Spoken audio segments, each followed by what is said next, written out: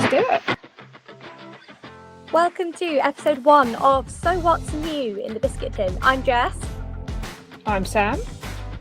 And we are just two sewists chatting about life. Okay, well, I suppose, Jess, as it's episode 1, I ought to explain to you why this is called Sewing in the Biscuit Tin. The idea came from a discussion I had many years ago with someone about how everyone is a different type of biscuit. And so whether you work somewhere or like the sewing community, we're all sort of in that tin together. And when we met to talk about this idea, we kind of liked that analogy. What biscuit would you say you are, Sam? I was just going to ask you that. I have to say I'm probably a chocolate chip cookie. There's rocky bits, there's sweet bits. Some people love them, some people can't have them because they're allergic to nuts. What about you, Jess? I would say I am a Cornish fairing, which I am actually eating right now and baked in honor of this episode. They are sort of fun and gingery and spicy and very autumnal, which I count myself as well, and I have returned to the ginger hair colour in honour of the season as well. So I'd say I'm a Cornish fairing, but that isn't to say I'm not. Get some of those. Yes, I will bring some to when we record in person. I will bring you some. That sounds good to me. Well, there we go. I can't wait for when we have future episodes to find out if we've changed our mind about what kind of biscuit we are, or if we've asked other people in our lives as well. Absolutely. And I think if we record in person, we should bring whatever biscuits we feel we are that day. I feel like that would be a good vibe.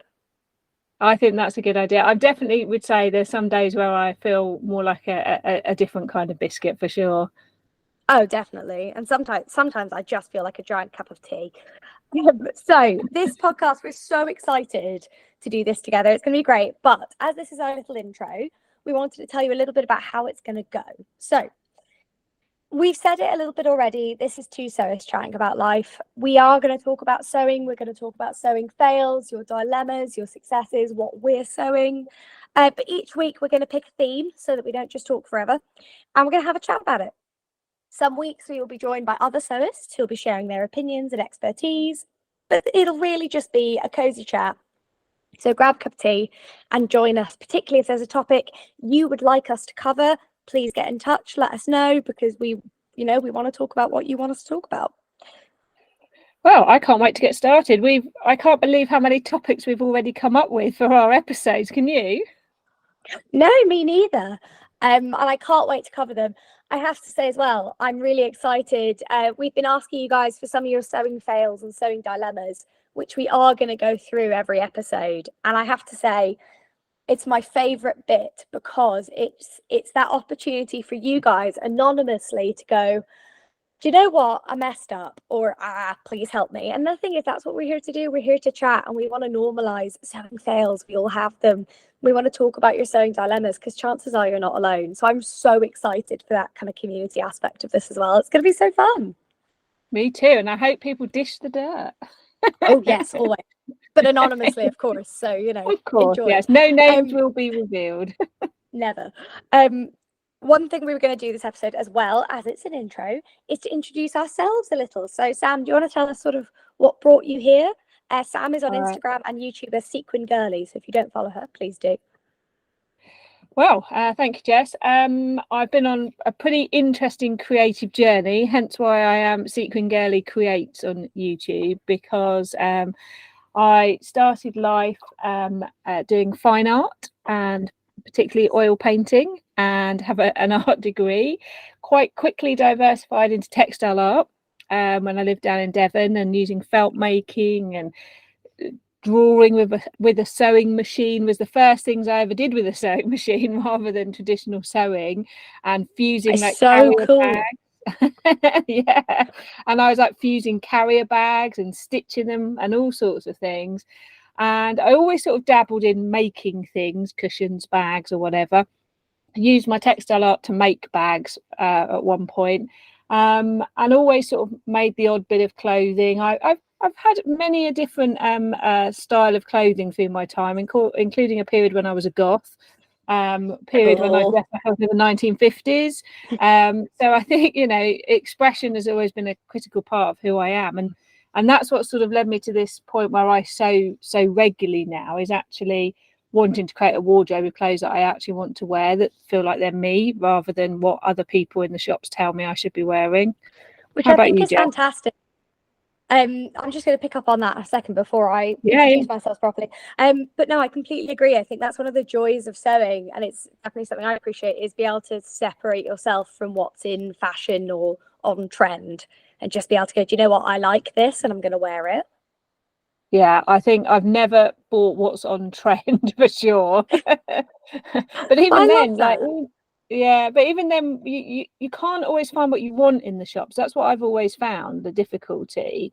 Is even if I'm happy to sort of go with sort of what I want rather than what's on trend this season, still sometimes you're limited by what's in the shops. And I love colour, so it's always been a bit of a challenge finding what I wanted. No, absolutely. And I think that's a huge thing for me. So anyone who doesn't know me already, if you've come to us from somewhere new, I'm Jess from Sew What If I Sew. You can find me on Instagram, YouTube, and I have a blog as well.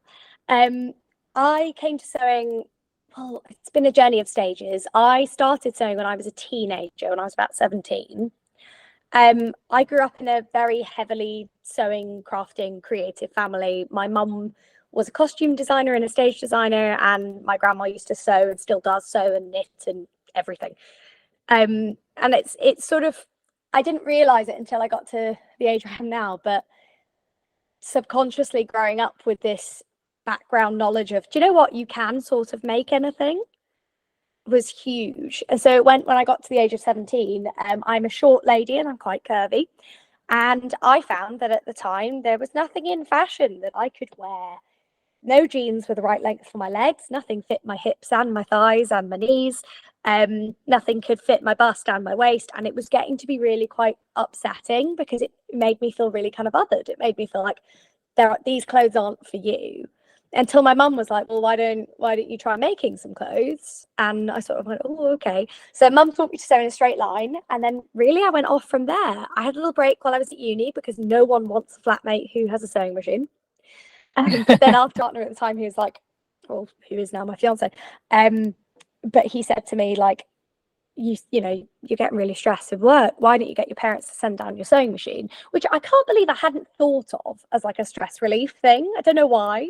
And then, yeah, they sent it down and I started sewing pretty much every day, just because it was something that allowed me to like immerse myself in another activity, to not think about work and to like create. And I found that actually I love being able to make clothes that fit me. As you were saying, Sam, they're clothes I can't find in the shops, or I've always wanted, and they never fit right. I love being able to, like, create my own fit. I also really want to move away from fast fashion. Like, I buy the odd thing now and then, but nowhere near the amount I used to buy.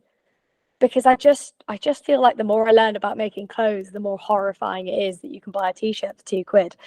And that's a big part of why I sew, is creating my own ethical wardrobe as far as possible. Don't even get me started on that, otherwise we'll be on a whole episode already. Exactly.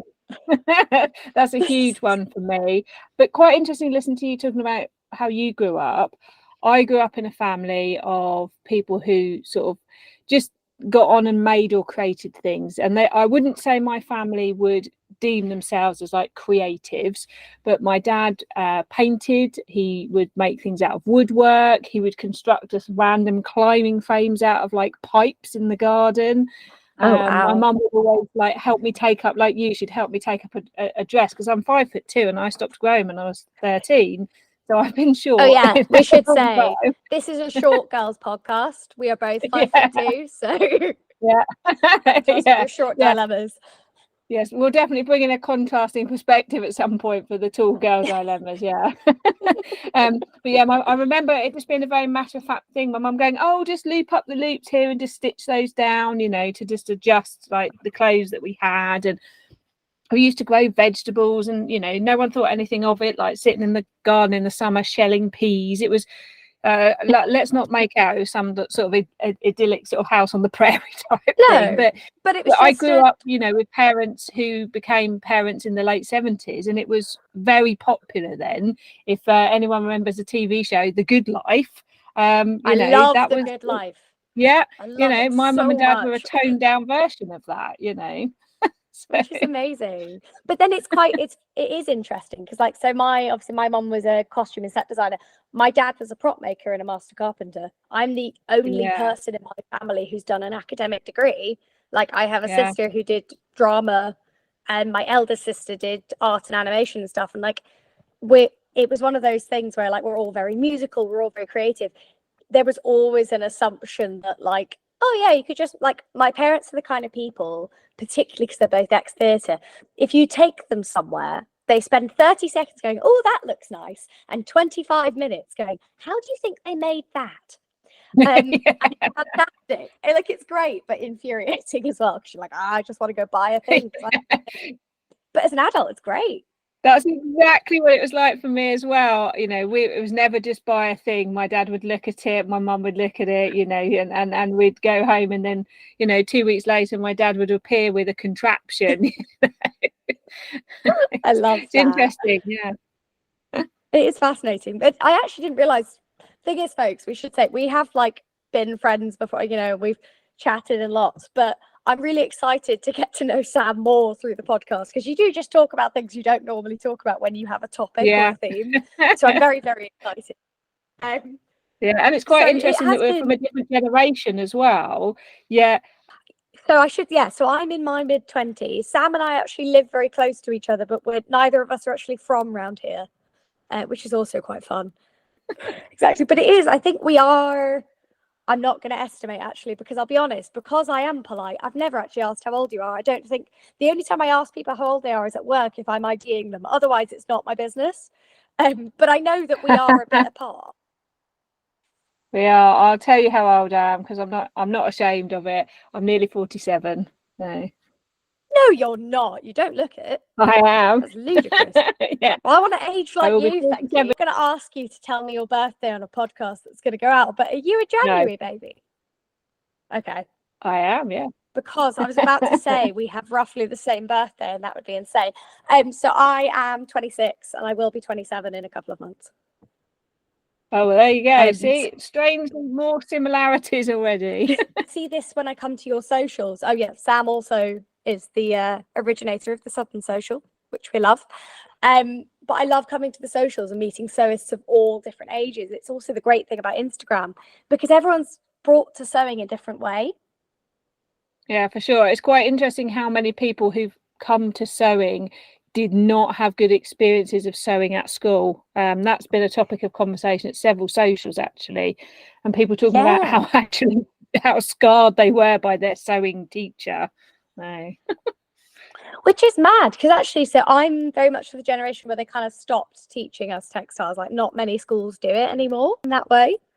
I remember being taught to, like, cross stitch in primary school, and that's kind of it. Oh yes, a bit of binker. Love a bit of binker. Yeah. But it's still used in primary schools. I you know, as my background as a teacher, yes, it still comes out with the needles. Oh my goodness, I absolutely love that. Threading them for the children, but if you're really lucky, there's like these horrific plastic needles now, which wouldn't even spear a tomato, you know. Oh really? Yes. Oh my god. When you're using the binker, the holes are so big, you don't need anything to pierce through. So yeah, and they have lovely eyes for threading as well. So. I would love actually to hear when we do go live, I'd love to hear from people about how they started sewing, because I do wonder generationally how people learn. Yeah. Because there will be people who learned at school and then came back to it 20 years later when the trauma had worn off. Yeah. But then there are also people who start at uni, or like I was in the local fabric shop near me and I met a load of the fashion students from Bucks New Uni, and they were, oh my bless them, they were so cute. And they were running around with fabric, and I was like, they're so excited. And they were like, yeah, we just don't really want to do our coursework. We just want to make stuff for us. And it was just, I don't know, the way of looking at fabrics and constructions. Like, there's definitely a school of thought that's like, to learn to sew, you have to start with a shirt and then you do this. And it's like, actually, no, you don't. You can start with what you want to start with. Yeah, for definite. And I think, yeah, it's quite interesting, isn't it? Because I know, as you say, it's kind of done like a dip in the toe at schools now. It's part of design technology. So Yes. at some point, everyone in the UK curriculum will get a small element, but you definitely won't learn enough that you could construct something. So, and I know historically people were often taught by someone in their family, but I'm not sure. I wonder if that's still true. I'd be really interested in how people are learning now, because I don't know if it's a skill that's passed down in the same way it used to be. Well, yeah, because I don't know. My mum taught me to sew in a straight line, and she did that by getting me a piece of paper and drawing a line on it and a sewing machine with no thread through it, and basically wouldn't let me put any thread in the sewing machine until I could keep it in a perfectly straight line. It's honestly, she did some curves for me and everything, but it was invaluable. It was brilliant, because the thing is, I don't really need I can figure out the rest of it. I don't know, that's just me. Like, I'm very, very comfortable. I don't read instructions because I'm lazy. So I think by virtue of that, I sort of learned to look at pattern pieces and go, that'll be fine. But I'm so grateful to her for teaching me in that way, because I feel like I have control. I think it's really interesting because I must have been taught a little bit by my mum. I don't have a huge memory of what I was taught. But I think I am, like yourself, mostly self-taught. And it's quite interesting. I wonder how much that affects like the way you approach your sewing compared to someone who was taught like a more classic route that knows all the different things. Yeah, I think we could probably do a really interesting episode about that and reach out to everyone. We'd love to hear actually how people learn to sew and if it's generational, and whether we're that sort of middle generations where we just have gone a bit rogue. Well, exactly. And actually, let's put a poll in the group, and then you guys who've listened can let us know how you learnt to sew, when you started, so we can get some chat going as well. Because that would be great. I think that'd be really interesting. But after all, it always, to sort of sum that up, it always makes me think of what my maths teacher growing up said. He had a colleague who was teaching primary school kids algebra, and he goes to him, "How are you doing that? It's so difficult." And he's like, "I just never told them it was difficult."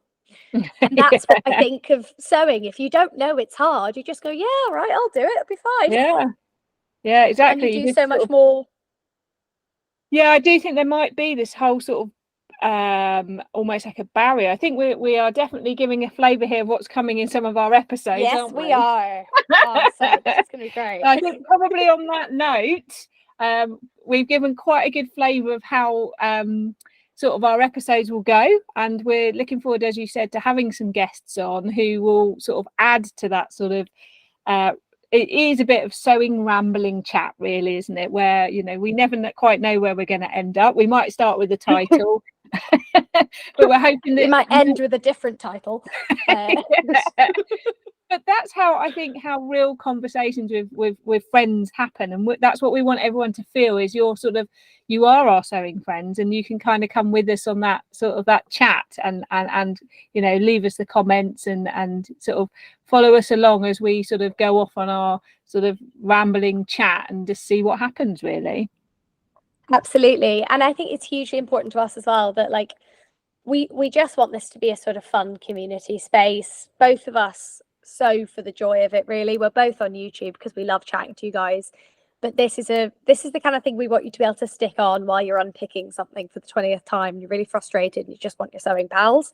That's what we want to be. We want to be here for the sewing fails and the dilemmas and the fun, and also, if you share a sewing fail with us and then have a massive success afterwards, please follow it up and let us know. We want to be celebrating you guys as well, particularly if you've sent in oh my god, I've completely done this wrong, and then the week after you've gone, success, I fixed it. We want to know so we can share and shout about it, because that's really cool.